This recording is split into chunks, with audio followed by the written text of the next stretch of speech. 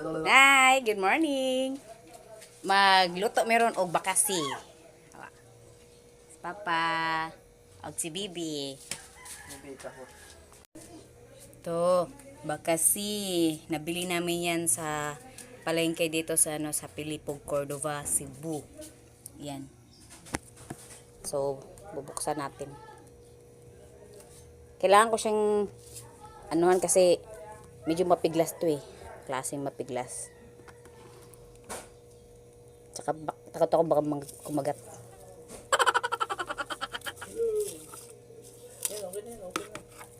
Teka.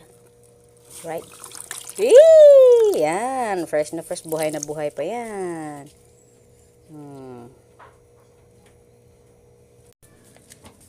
Yan o. Buhay yan. Yan. Tingnan mo. Takot baby namin eh. Oh. Ayaw magkaroon ng ng isda. Ng bakasi. Takot siya. Halika be. Tingnan mo be. Halika be. Fish. Tingnan mo. Fish yan. Masarap yan pag naluto. Takot ka? Wala. Sige, halika na. Hindi na nalutuin ko na to. Yan o. Fresh. Halika be. Buhay pa oh.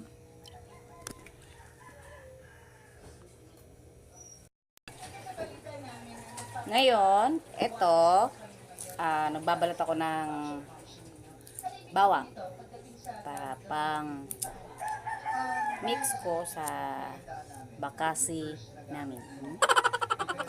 Yan, bawang.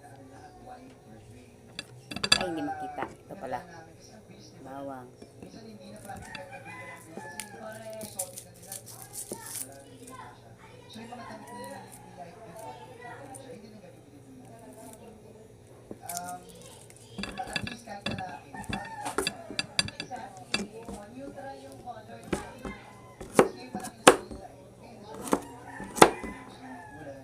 Mas sumarap.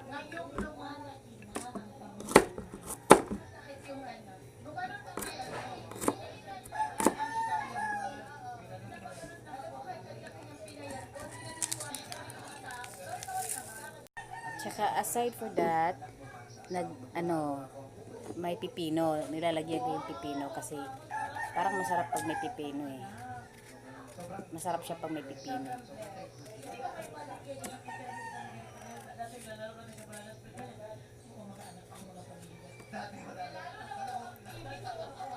Sa lahat ng nanonood, lalo sa mga bata, pag magamit kayo ng kutsilyo, ingat-ingat, tsaka kailangan ng gabay ng magulang.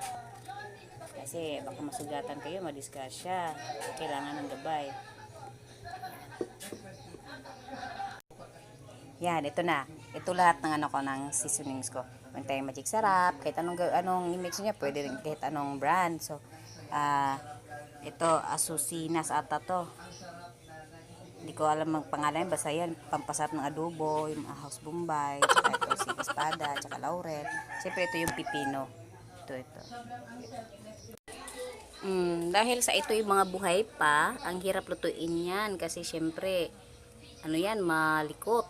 Tingnan mo, buhay na buhay pa yan. So, ang ginawa namin, nag-init kami ng tubig, tsaka nakasalang na habang yung yung mantika. Tsaka ito na yung mga recados. Naglagay din ako ng kunting gulay kasi masarap to pag may kunting gulay tsaka pag adobo. Ito yung mixtures. Kunti lang naman ko kasi kunti lang naman kaming family. So kunti lang prepare din. So yung bakasi tamang-tama lang din, good for 2 to 3 persons. So yun lang. At si Bulinggit, naligo na. Yan, si Bulinggit na. May natutoothbrush oh. Gusto ko niya mag-toothbrush. Ang daming labahan. Yan. Bakluto tayo. Oy, hindi pa tapos. Yan. Yan, mainit na. So, kailangan na natin lagyan ng mga recados lahat. Kuhanin muna natin to. Ang init. Yan. Sorry mga bakasi. Buhay na buhay eh.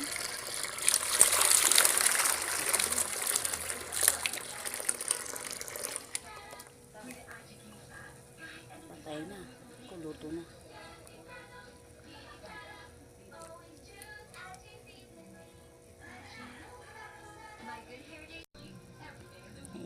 tapos nalagyan ng ng bumula yung water niya sa kasi may mix yung tubig na dagat tsaka yung mainit na tubig.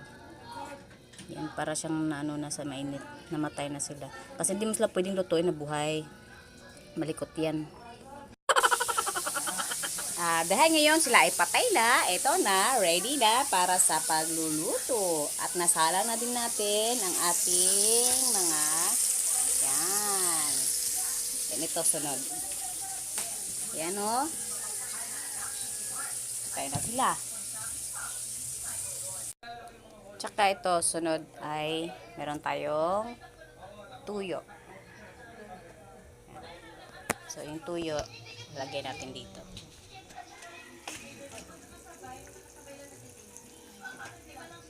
Konti lang, moderate lang. Sunod, konting suka.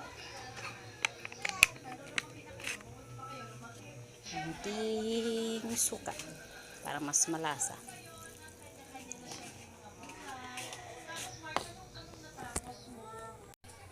Sunod, ito, seasonings. Nilagyan na din natin yung seasonings niya. Yan, sarap na. Lapit ng maluto. Kumukulo-kulo na, mga siguro lang minuto lang. Alright, o sa dihang naluto na jud. Ayan, ang among bakasi. Yan, na si Papa, Tsaka si Bulinggit, ayan. Ito yung luto bakasi. Kung di ka taga Cebu, di jud ka kailag bakasi. So, maybe, hope you like it. And please subscribe and like our YouTubes. Thank you. Till next time. Bye-bye, be. Bye-bye. Bye-bye. Bye-bye. Bye-bye. Sige nga.